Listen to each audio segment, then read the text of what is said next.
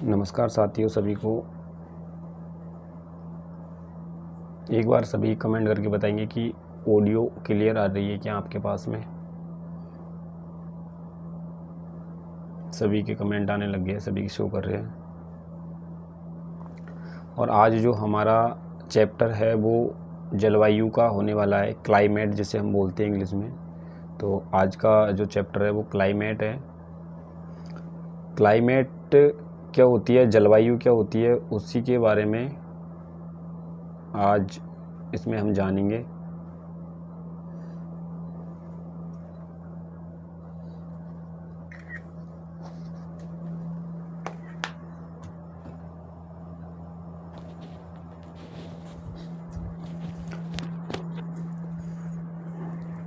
देखिए, क्लाइमेट जो होती है, क्लाइमेट जिसे हम बोलते हैं जलवायु, तो आज हमारा एनसीईआरटी बुक का चौथा जो अध्याय है वो कौन सा है, जलवायु। तो आज हम जलवायु के बारे में पढ़ने वाले हैं।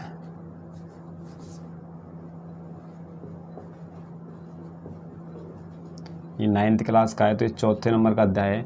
और जलवायु को पढ़ने से पहले मैं आपको बता दूं कि जलवायु जो पढ़ रहे हैं हम, जलवायु से पहले आपको पढ़ना है कि जलवायु कहते किसे है और मौसम किसे कहते हैं। तो जलवायु क्या होता है कि जो आपका वातावरण होता है, उस वातावरण के अंदर जो लंबा परिवर्तन होता है, कम से कम 30 साल के अंदर का जो टाइम होता है, उसके अंदर जो परिवर्तन जो दिखाई देता है उसको हम बोलते हैं जलवायु। और मौसम क्या होता है, मौसम वो होता है जो अल्प समय में ही वातावरण में परिवर्तन ला देता है। जैसे अभी कुछ मौसम, माना कि अभी दोपहर हो रही है और उसके बाद में दोपहर के बाद में तुरंत ही आपका मौसम परिवर्तन हो जाएगा और उसमें बरसात का मौसम हो जाएगा, और बरसात नहीं होगी और उसके थोड़ी देर बाद में यहाँ पे हवा चलने लग जाएगी। तो ये जो है ना, ये मौसम है।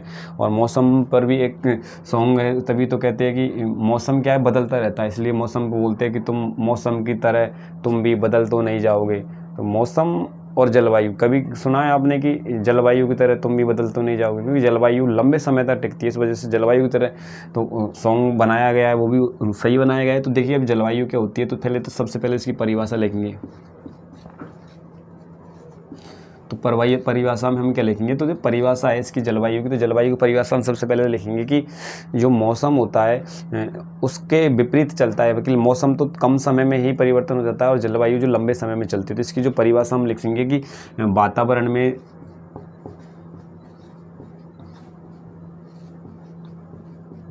दीर्घकालीन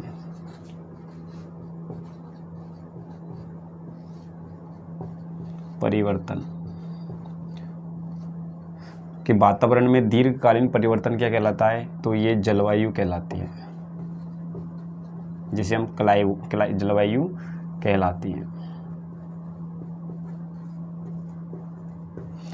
तो अब इसकी जो जलवायु की परिभाषा हो गई। अब जलवायु के साथ में ये और जानना होता है कि मौसम किसे कहते हैं, क्योंकि मौसम ही जलवायु से जुड़ा हुआ चीज़ है।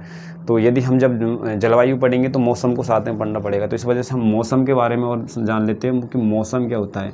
तो मौसम यही है जो अभी बताया है कि जो वातावरण होता है आपका, एनवायरनमेंट। तो वातावरण में क्या होता है, वातावरण में कम समय में या अल्प समय में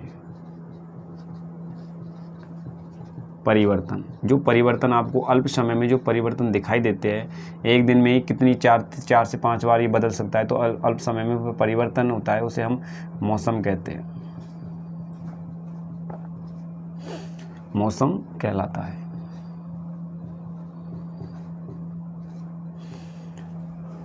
तो जो मौसम है, मौसम अल्प समय में, कम समय में ये परिवर्तन हो सकता है कि एक ही दिन के अंदर इस मौसम में काफ़ी परिवर्तन देखने को आपको मिल जाएगा।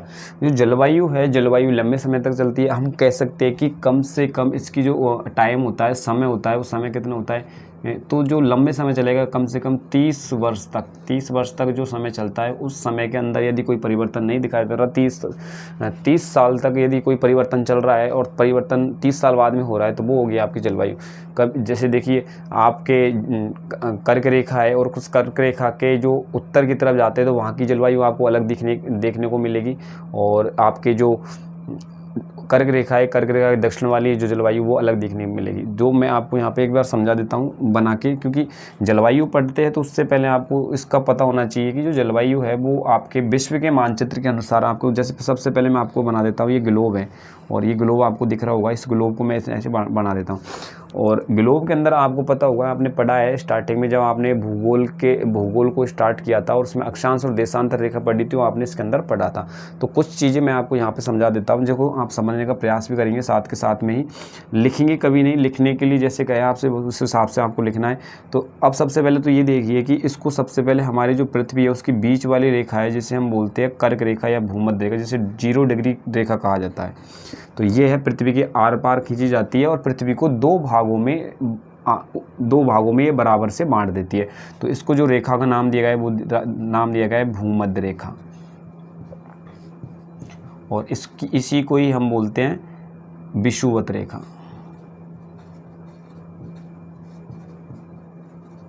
तो भूमध्य रेखा और विषुवत रेखा दोनों, ये जो रेखा खींची गई है, ये 0 डिग्री रेखा है, जिसको हम बोलते हैं, और ये सबसे बड़ी रेखा मानी जाती है। ये जो रेखा खींची गई है, काल्पनिक रेखाएं कही जाती है। उसके बाद में आपको पता होगा यहाँ पे 23.5 डिग्री ये खींची जाती है और 23.5 डिग्री आपके दक्षिण में खींची जाती है। मतलब कि आपके 23.5 डिग्री तो ऊपर की तरफ खींची जाती है। जो ये रेखा है आपकी 23.5 से 1/2, कौन सी रेखा बोलते हैं इसको, 23 से 1/2। और ये जो रेखा है वो है आपकी कर्क रेखा। और इसके नीचे यानी कि 23.5 डिग्री जो रेखा है आपकी 23.5 डिग्री, और इसको हम बोलेंगे उत्तरी 23.5 डिग्री, क्योंकि ये इसको तो बोलेंगे दक्षिणी 23.5 डिग्री, और जो ऊपर वाली जो कर्क रेखा उसको बोलेंगे आपको 23.5 डिग्री उत्तरी रेखा। जो 23.5 डिग्री पूछी जाए तो 23.5 डिग्री तो को दो नाम आ रहे हैं इसके अंदर, 23.5 डिग्री ऊपर भी आ रहा है, 23.5 डिग्री नीचे भी आ रहा है। तो आपको ऐसे बोलना है कि 23.5 डिग्री उत्तरी 23.5 डिग्री, जिसको हम बोलेंगे क्या, जिसको हम बोलेंगे कर्क रेखा, और दक्षिण में बोलेंगे उसको बोलेंगे हम मकर रेखा। ये 3 रेखाओं के बारे में तो आपने अच्छी तरह से पहले से पढ़ रखा है, और जिसने नहीं पढ़ा है उसके अभी भी समझ में आ गया कि हमने पृथ्वी को ऐसे रेखाओं में, काल्पनिक रेखाओं के आधार पर इसको बांट रखा है, और जिसको हमको पढ़ने की दृष्टि से यहाँ पे सहूलियत होती है, आसानी हो जाती है पढ़ने की दृष्टि से। अब यहाँ पे देखिए कि जब 23.5 डिग्री बाद में आगे बढ़ेंगे तो यहाँ से 23.5 के बाद में 24, 25, 26, 27 ऐसे 50, 51, 52 ऐसे करने के बाद में एक रेखा है जिसको हम बोलेंगे 66.5 डिग्री रेखा। कौन सी डिग्री, 66 डिग्री रेखा। तो ये कौन सी रेखा है, 66 डिग्री ये रेखा है, 66 से 1/2 डिग्री रेखा। तो ऐसे ये कौन सी रेखा है, तो ये 66 डिग्री जो रेखा है ये है आपके उत्तर वाली रेखा। ये जो रेखा है ये कौन सी रेखा है, ये है आपके 66 डिग्री उत्तरी रेखा ना, उत्तरी अक्षांश रेखा। ये जो रेखा है इनको अक्षांश रेखा बोलते हैं। आप ये तो पहले समझ चुके ना, तो इनको ज़्यादा समझाने की तो आपको आवश्यकता नहीं होगी। और अब ये इसके नीचे देखिए कि इसके नीचे भी एक रेखा खींची गई जिसको हम बोलते हैं 66 डिग्री दक्षिणी अक्षांश रेखा, 66 डिग्री दक्षिणी अक्षांश रेखा। अब मुझे ये बताइए आपके ये समझ में आ रहा है कि नहीं आ रहा है, कमेंट करके फटाफट से बताइए।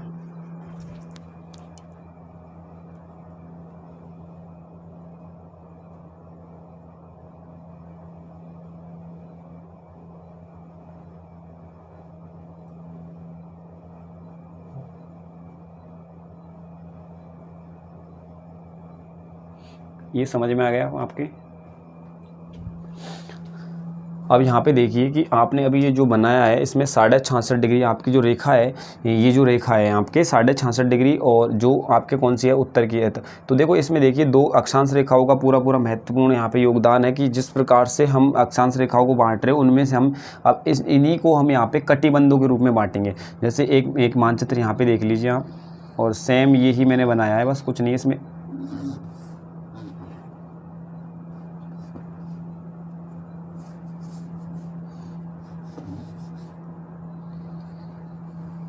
और इसके अंदर देखिए जो पहली रेखा है उसको तो हम बोल रहे हैं कौन सी डिग्री, 0 डिग्री। उसके बाद में हमने एक रेखा खींची है जिसको हम बोलते हैं कर्क रेखा, और उसके बाद में 66.5 डिग्री ये रेखा। उसके बाद में ऐसे ही मकर रेखा खींचेंगे नीचे, और उसके बाद में नीचे कौन 66.5 डिग्री रेखा, और ये आपकी कौन सी होगी, लास्ट वाली।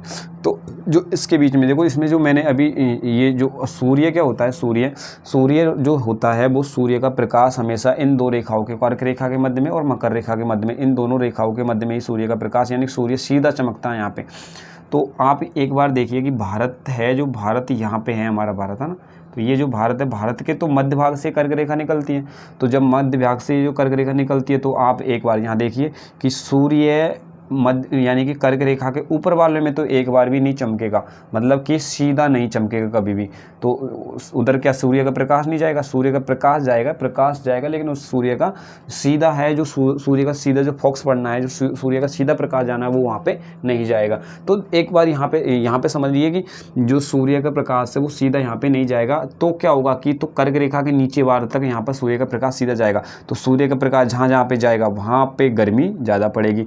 तो अब यहाँ पे देखिए, तो कर्क रेखा और भूमध्य रेखा, कर्क रेखा और मकर रेखा, इन दो कर्क रेखा और मकर रेखा, देखो यहाँ पे देखिए ये कर्क रेखा है और ये मकर रेखा, इन दोनों के बीच मैंने ये लाइनिंग खींच दी। और ये आपके कौन सी रेखा है, ये कर्क रेखा है, और कर्क रेखा के साथ में कौन सी रेखा है, ये है मकर रेखा, जिसके अंदर भूमध्य रेखा आ रही है। अब यहाँ पे आप समझिए कि ये जो मैंने अभी क्रॉस बनाई है, इसके अंदर देखिए इस एक तो कर्क रेखा है, मकर रेखा है, मतलब 23.5 डिग्री उत्तर की है और 23.5 डिग्री दक्षिण में है, और भूमध्य रेखा बीचों बीच में। इसमें सूर्य का प्रकाश सबसे ज़्यादा पड़ता है, मतलब बहुत ही ज़्यादा पड़ता है। इस वजह से यहाँ की जो जलवायु है वो कैसी हो जाएगी, गर्म हो जाएगी। गर्म को हम क्या बोलते हैं, उष्ण।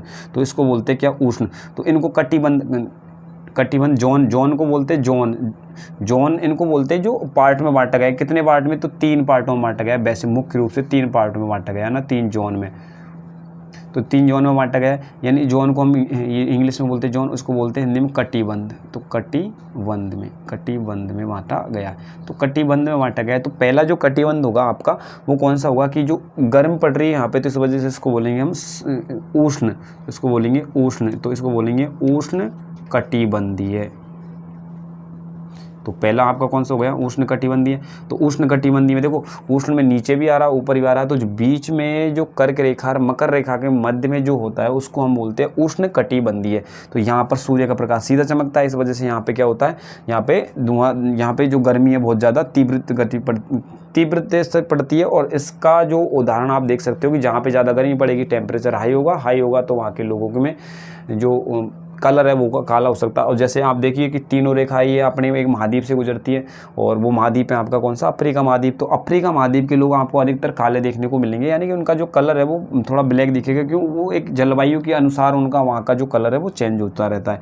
तो अब यहाँ पे देखिए, पहला तो आपने पढ़ लिया कि कौन सा है, ये उष्ण कटिबंधीय है। उष्ण कटिबंधीय किसे कहेंगे कि कर्क रेखा और मकर रेखा के मध्य में जो भाग आता है उसको हम बोलते हैं उष्ण कटिबंधीय, और जिसके अंदर भूमध्य रेखा आती है, जिस विषुवत रेखा हम बोलते हैं, वो इन तीनों के मध्य में सूर्य का प्रकाश सीधा पड़ता है। इस वजह से इस क्षेत्र को बोलते हैं हम उष्ण कटिबंधीय। उसके बाद में देखिए कर्क रेखा से ऊपर की तरफ, इसमें क्या होता है कि अब इसमें ना तो गर्मी पड़ेगी ना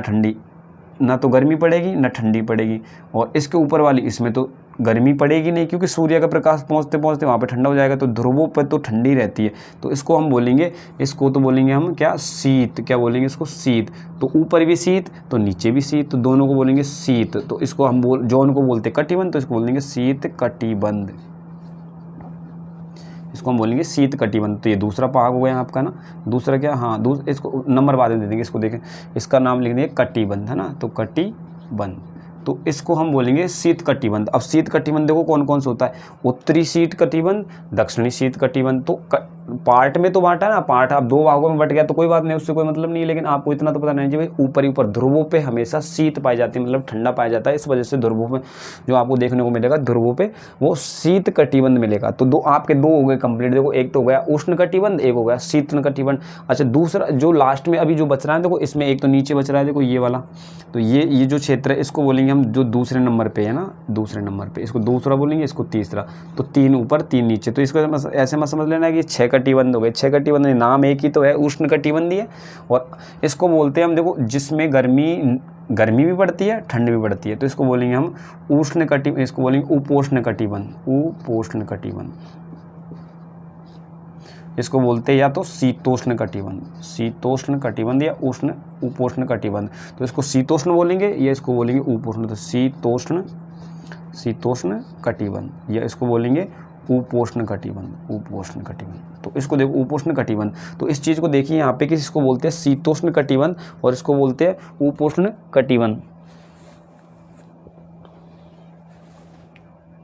तो देखिए यहाँ पे शीतोष्ण कटिबंध और उपोष्ण कटिबंध, तीन कटिबंध। कौन कौन से कटिबंध? देखो पहला तो बोलेंगे आपको शीत कटिबंध, उसके बाद में बोलेंगे आपको शीत कटिबंध और उष्ण कटिबंध, और उसके बाद में शीत कटिबंध, और बीच का जो बचा है इसको बोलेंगे ना तो सर्दी ना गर्मी, तो शीत प्लस उष्ण।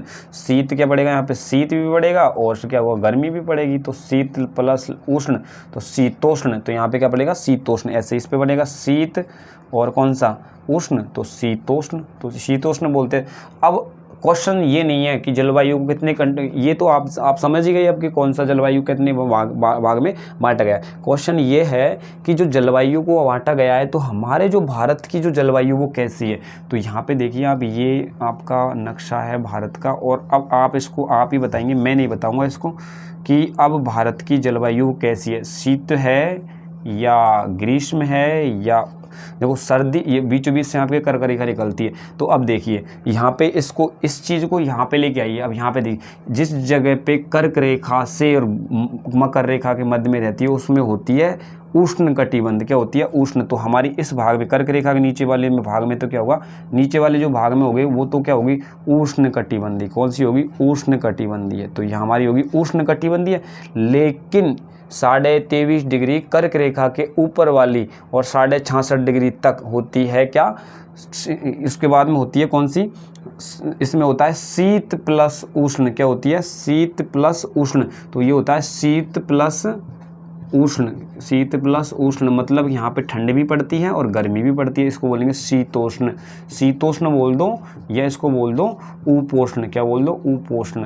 तो उपोष्ण या शीतोष्ण। तो अब मुझे बताइए अपने भारत की जलवायु कौन सी है? उष्ण है या उष्ण आ गया? शीत ठंडी है क्या? गर्म है? नहीं, हमारी दोनों में आती है। शीत भी आती, गर्मी भी आती है और ठंडी भी आती है। इस वजह से इसको बोलते हैं हम शीतोष्ण। शीत प्लस उष्ण। तो हमारी जो जलवायु हो गई वो कौन सी हो गई? शीतोष्ण। तो जो जलवायु हो गई वो कौन सी हो गई? अब इसमें से क्वेश्चन ऐसे पूछेगा कि भाई भारत की जलवायु कैसी है। तो पहले तो कटिबंध याद करने हैं आपको। कटिबंध के 3 कटिबंध बनाए गए हैं और उन कटिबंधों के अंदर आपको याद करना है सबसे ध्रुवों पे कौन सा रहेगा? तो ध्रुवों पे रहेगा आपके उष्ण ध्रुवों पे रहेगा शीत कटिबंध, और जो मध्य में रहेगा, जो भूमध्य रेखा है, तो भूमध्य रेखा पर रहेगा आपके उष्ण कटिबंध, जहाँ पे शीत भी नहीं पड़ता, ठंड भी नहीं पड़ती मतलब, और गर्मी भी नहीं पड़ती, गर्मी भी पड़ती है, ठंडी भी पड़ती है, दोनों जगह पड़ती है। तो उसको हम बोलेंगे शीतोष्ण, और इसी का नाम देते हैं उपोष्ण। तो शीतोष्ण, उपोष्ण। और भारत की जलवायु कैसी है? तो भारत की जलवायु है शीतोष्ण या उपोष्ण जलवायु। ये समझ में आएगा? एक बार कमेंट कीजिए और इसको लिखिए। अब इसकी परिभाषा लिखिए फटाफट से, मैं बोल रहा हूँ, और आपको ऐसे नोट्स बनाते हुए चलना है ना। आप बिल्कुल रेगुलर क्लास से चलेगी और रेगुलर क्लास में आपको नोट्स बना देगी। लिखिए, सबसे पहले लिखिए आप परिभाषा, और परिभाषा में लिखिए सबसे पहले तो टॉपिक डाल देना कि जलवायु, और जलवायु के बाद में लिखिए परिभाषा। लिखिए परिभाषा में लिखिए परिभाषा, और परिभाषा लिख के इसमें लिखिए परिभाषा किसकी? जलवायु वाली परिभाषा ना। तो जलवायु वाली परिभाषा में लिखिए वातावरण में दीर्घकालीन परिवर्तन जलवायु कहलाता है। उसके बाद में लिखिए मौसम, और मौसम में लिखिए वातावरण में अल्प समय में परिवर्तन, वातावरण में अल्प समय में परिवर्तन मौसम कहलाता है। ये लिख लिया आपने। अब उसके बाद में आपको एक ऐसा ये डायग्राम बनाना है, और इस डायग्राम, देखो 2 डायग्राम बनाने हैं आपको। पहला तो ये बनाना है, ये पूरे 66.5 डिग्री, 23 डिग्री, 0 डिग्री, ये पूरी लिखनी है आपको, और ये लिखना है। उसके बाद में उसको बनाना है, पहले इसको बनाना है, उसके बाद में उसको बनाना है, और उसके बाद में इस भारत का जैसा भी आप पे बने वैसा नक्शा बनाना है आपको ना, ठीक है।